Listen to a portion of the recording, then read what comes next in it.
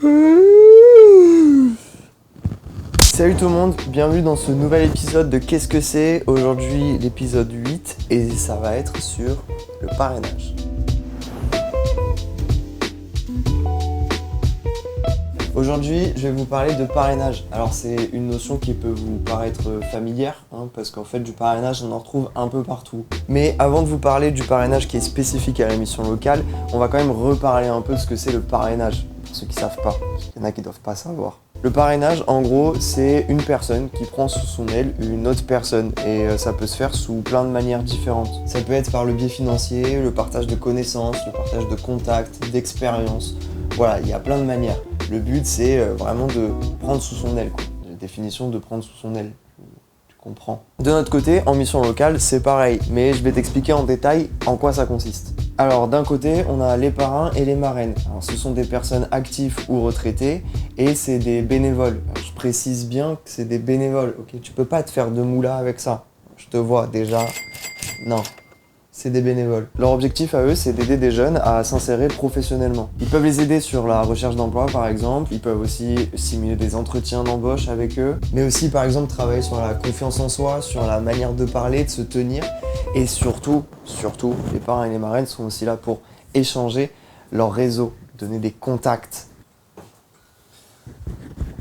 Comment on fait si tu veux être parrain ou marraine? C'est très simple. Tu contactes dans un premier temps la mission locale la plus proche de chez toi. Et là, tu vas être mis en relation avec la référente ou le référent parrainage de la mission locale. À partir de là, tu fais un petit entretien, t'expliques un peu ton parcours, ce que tu as fait dans la vie et qu'est-ce que tu peux apporter. Comme ça, au moins, ton référent, il te donnera un jeune avec qui ça fonctionne bien. Si tu as travaillé en tant qu'agent immobilier toute ta vie, on va pas te donner un jeune qui veut être pâtissier.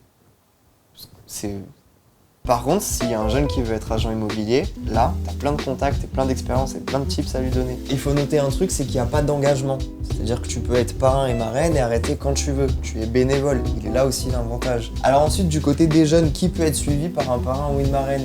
C'est assez simple, les jeunes inscrits en mission locale. Voilà. Et comment ça se passe? C'est pareil. En fait, toi, tu vas parler de tes ambitions professionnelles à ton conseiller ou ta conseillère. Tu vas être mis en relation avec la personne qui s'occupe du parrainage dans la mission locale. Et à partir de là, son travail, c'est de te trouver le parrain ou la marraine qui est le plus adapté pour toi. Le travail du référent et de la référente, c'est aussi de suivre un peu la relation, comment ça se passe, si ça se passe bien, si ça avance, si le jeune est content, si le parrain ou la marraine, ça lui convient aussi. Parce qu'il faut pas oublier, le but, c'est que ça se passe bien et on peut arrêter à tout moment. Que ça soit du côté du parrain ou de la marraine ou du jeune. Et parfois, cette personne peut aussi organiser des sortes de petites réunions entre tous les parrains et marraines. Ça peut vous aider à mieux appréhender la chose ou à vous donner des astuces de comment s'occuper de votre filleule, la relation, comment ça se passe, etc. C'est plutôt utile. Alors, petit bonus et petite astuce, je vous la donne en secret comme ça, mais si toi, en tant que jeune, t'es inscrit au CEJ, sache que toutes les activités que tu vas faire avec ton parrain ou ta marraine comptent dans ton cumul d'heures du CEJ. Réfléchis bien. Je trouve ça cool. Alors évidemment, il n'y a que des avantages à adopter la situation du parrainage. C'est un suivi à la carte qui est vraiment spécialisé entre guillemets pour toi. Ça fit avec tes envies professionnelles. C'est un suivi qui change de ce que tu connais déjà à la mission locale. C'est sympa. En plus, si ça se passe bien avec ton parrain ou ta marraine, ça donne une relation sympa. C'est grave cool.